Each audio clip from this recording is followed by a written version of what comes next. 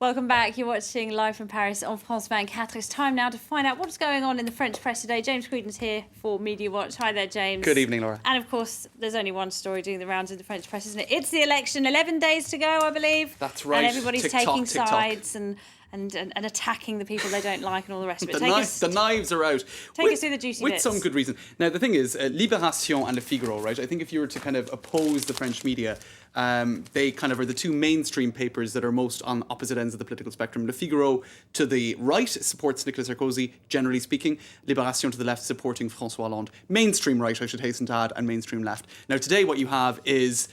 I'm looking at myself in the... Let's don't do know what one I'm at a holding time. up. Right. Let's do the Libération.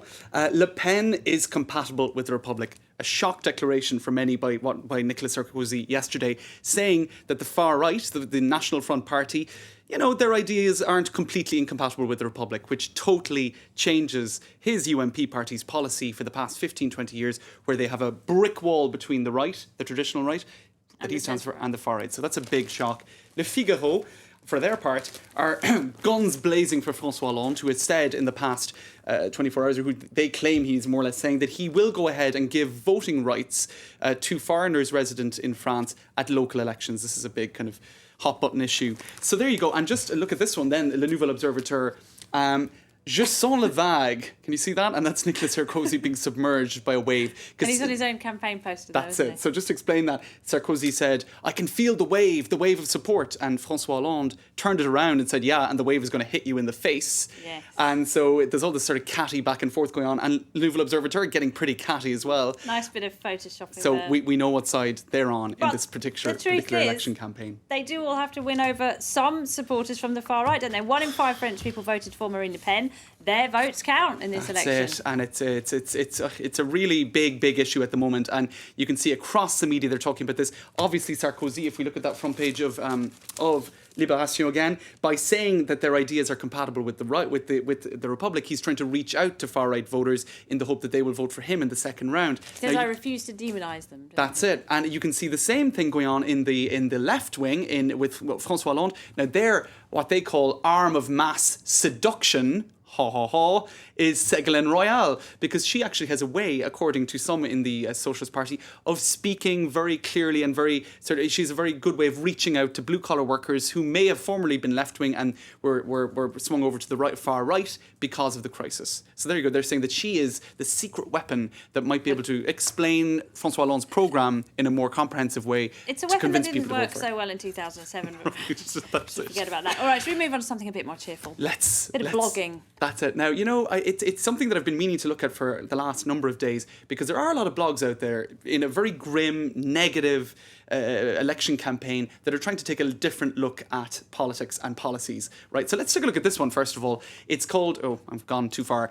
This one, Journey usual. Through France, absolutely. Journey Through France that is not resigning itself. That's probably badly translated. The idea of this blog Hasn't given up. That hasn't given up. The idea of this blog by a journalist for the business paper Les Echos is to travel around France trying to find stories of people who have done positive things, who are doing hopeful things, who have community outreach programs. This one, I wanted to play the video, but I don't know if we'll have time to do it. She's made a card game, and it's not about competition. It's about the more you help somebody, the more likely you are to win. And she explains that, and you can see her. She Yeah, has we the can have a card. quick look. Go on. I'm not sure if we'll be able to hear it, but I don't think we will You actually. don't know But in how any to make it case, work, do you, James? That's I the real don't. I'm truth, sorry. all right. So that's one blog, and I think Okay. it actually some of the Have a ideas look in at it it are for really yourself positive. on your own computer. Now the other one is about Oh. neighbours. Now a lot of people Is that have a been, visually? Is that a... this requires a lot of glasses. explanation. I'm not sure if Not the pig. I mean the person in the glasses. the person holding it. What are you saying? Calling a The candidate green a pig? glasses.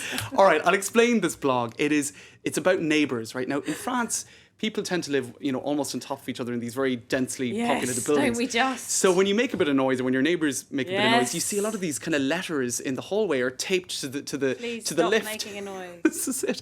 So there's James some, has got hundreds of them pinned to his door. I'm telling you, I make way too much noise. So there's some very, very funny ones they've put up. And this blog basically is called Dear Neighbour. And it's this guy wants to sell his trainers. So he put an ad for his old, disgusting trainers in the lift, trying to sell them.